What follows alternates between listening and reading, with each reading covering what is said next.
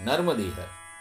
आज हम एक ऐसे स्थान की यात्रा कर रहे हैं जो महर्षि याज्ञवल्क्य की विधवा बहन के पुत्र पिप्पलाद जन्मस्थली है, जिन्होंने शैशव अवस्था में ही अपने क्रोध से भगवान शनि देव को ग्रह नक्षत्र मंडल से धरती पर गिरा दिया था। यही वो स्थान है जहाँ महर्षि पिप्पलाद ने भगवान शनि देव से 16 वर्ष तक की आयु के बच्चों को शनि की 7.5 से, शनि की दृष्टि से प्रभावित न करने का, परेशान न करने का वचन लिया था। इस स्थान पर जो भी भक्त आकर भगवान शंकर का और पिप्पलाद ऋषि का पूजन करेगा, वह शनि दोष और पितृदोष से मुक्त होकर भगवान शंकर और माँ रेवा नर्मदा की कृपा का पात्र होगा। मंडन मिश्र की नगरी मंडलेश्वर से थोड़ा आगे ग्राम पीताम्बली है। पीताम्बली ग्राम में महर्षि याज्ञवल्क्य की विधवा बहन से शास्त्र विरुद्ध एक पुत्र उत्पन्न हुआ। इसी पीताम्बली ग्राम में इस पिप्पलेश्वर महादेव के यहाँ पीपल की छाया में उस नवजात शिशु को छोड़कर वह यह वचन बोली, संसार में सभी स्थावर और चर प्राणी मेरे द्वारा छोड़े गए इस बालक की रक्षा करें। वह ब्राह्मणी ऐसा कहकर चली गई। उस अवस्था में पड़ा हुआ वह नवजात बालक थोड़ी देर चुपचाप स्थित होकर हाथ पैरों को फेंक कर और सुंदर नेत्र को बंद कर मुख को फैलाकर विकृत स्वर से रोने लगा।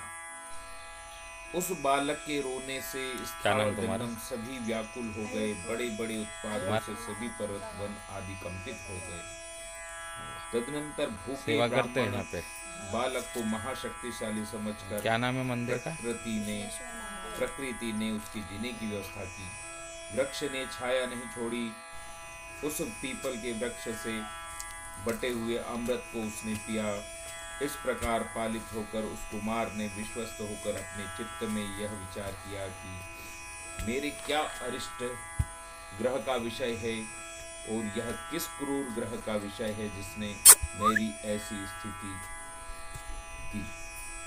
किस ग्रह के द्वारा मैं क्रूरता पूर्वक देखा गया हूँ।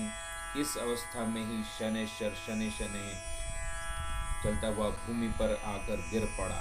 तब हाथ जोड़कर डरते हुए शनिदेव ने कहा, हे महामुने ब्राह्मण पिप्पलाद, मैंने आपका क्या अपकार किया है जिससे मैं आकाश से पृथ्वी पर गिरा दिया गया हूँ। शनैश्वर ने इस प्रकार महामुनि पिप्पलाद से कहा।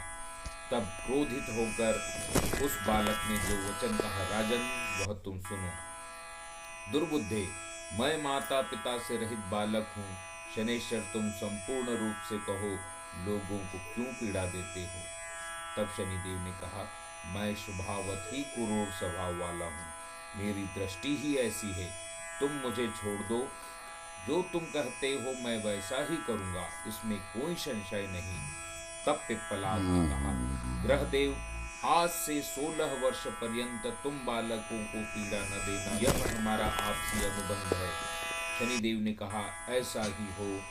ऐसा कहकर शनिदेव आकाश मार्ग में चले। माता पिता के अभाव के कारण व्याकुल होकर उसने नर्मदा तट पर इसी पीताम्बली ग्राम में निवास किया। एक अंगूठे के बल पर स्थित होकर पिप्पलाद ने निराहार रहते हुए 16 वर्ष में ही देवेश शंकर को पार्वती सहित प्रसन्न कर लिया। तब पिप्पलाद के तप से संतुष्ट होकर शंकर ने वचन दिया। भगवान शंकर ने कहा, हे श्रेष्ठ व्रत वाले ब्राह्मण, तुम्हारे इस तप से मैं परम प्रसन्न हूँ। तुम वर मांगो, मैं तुम्हारे मन से अभिष्ट वर देता हूँ। तब पिप्पलाद ने भगवान शंकर और पार्वती से चिरकाल तक यही निवास करने का।